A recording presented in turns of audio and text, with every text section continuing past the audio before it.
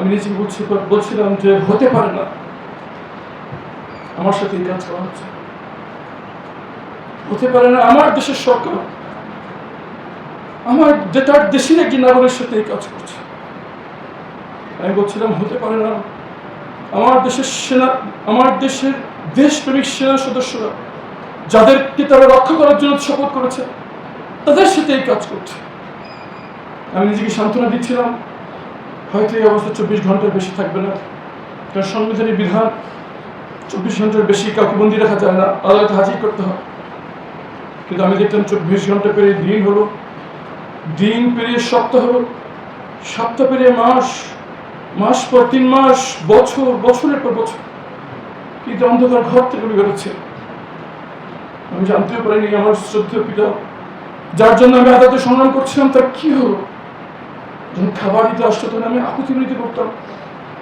সন্তান হিসেবে এতটুকু জানার অধিকার আমার নাই যে পিতার জন্য আমি সংগ্রাম করছিলাম, যার অন্যায় ব্যাপারে আমি কথা বলছিলাম, যার জন্য আমি একজন আজকে টার্গেটেড হয়ে গিয়েছি। মেনে নিলাম আমাকে এখান থেকে ছাড়বেন না, মেনে নিলাম আমাকে পরিবারের সাথে আমার যোগাযোগ করতে দিবেন না, কিন্তু সন্তান হিসেবে এতটুকু জানার অধিকার কেমন নাই যে আমার পিতাকে বেঁচে আছেন না মারা গেছে। সবার উপস্থিতি আজকে আপনারা সবাই এসছেন আমার বইয়ের উন্মোচনের জন্য।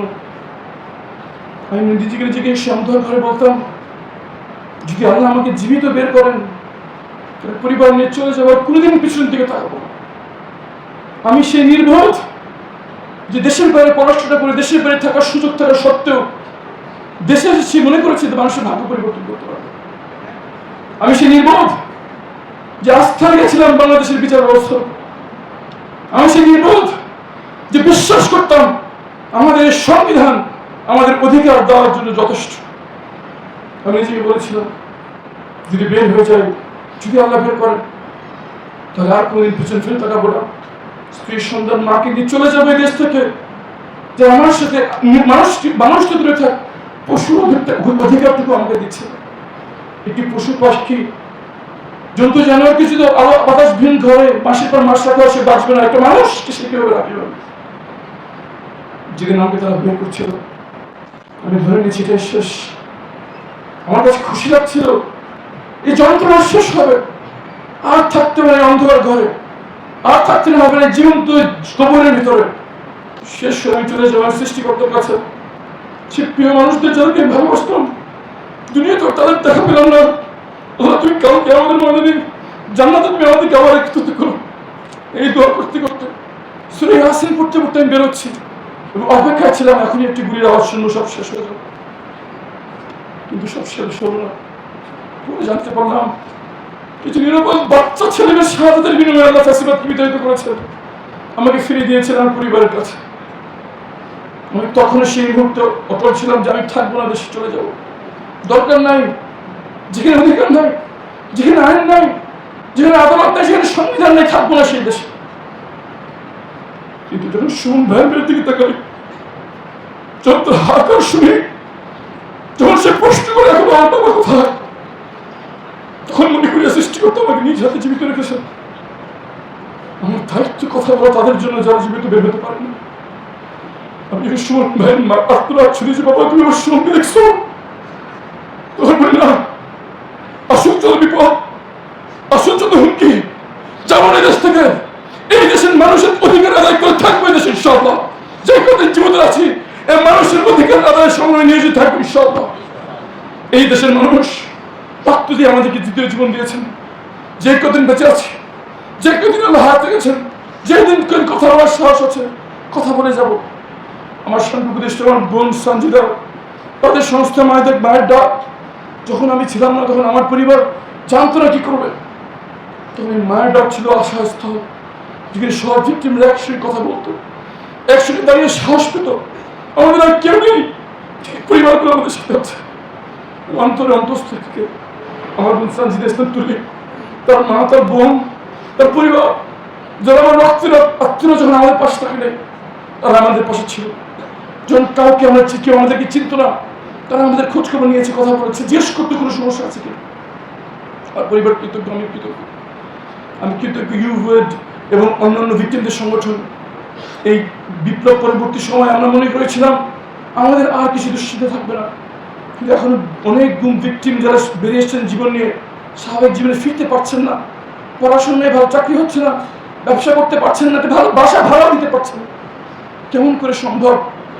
এই বিপ্লবের পরও স্বাধীন বাংলাদেশে এই মানবতার জীবনযাপন।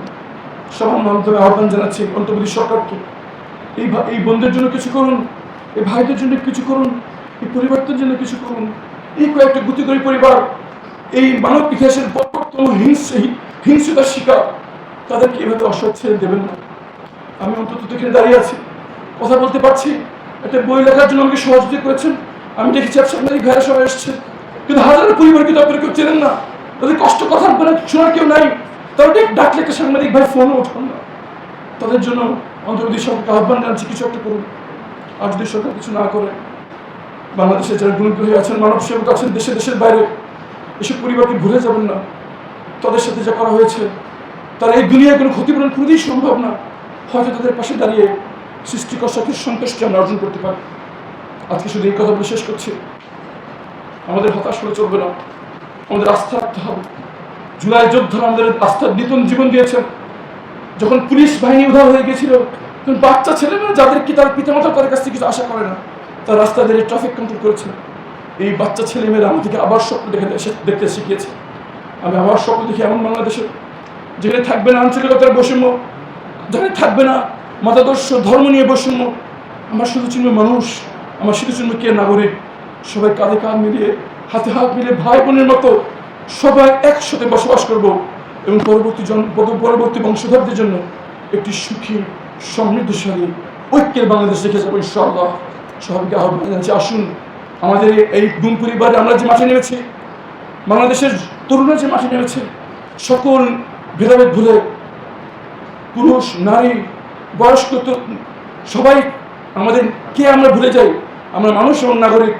এই বাংলাদেশ আমাদের, এই বাংলাদেশকে আমাদেরকে পরিবর্তন করতেই হবে, এই বাংলাদেশকে আমাদের জন্য বসবাসযোগ্য করতেই হবে। এমন বাংলাদেশ আমাদের করতে হবে যেখানে সংবিধানের উপরে কেউ কথা বলতে পারবে না।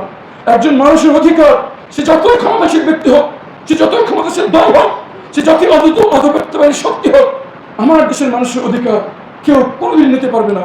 এমন দেশ গড়ার কাজে আমরা আসুন সবাই একসঙ্গে ঝাঁপিয়ে পড়ি এবং নতুন বাংলাদেশের সূচনা না করে আমরা ঘরে ফিরব না। সবাই কষ্ট করে আসার জন্য অনেকক্ষণ ধৈর্য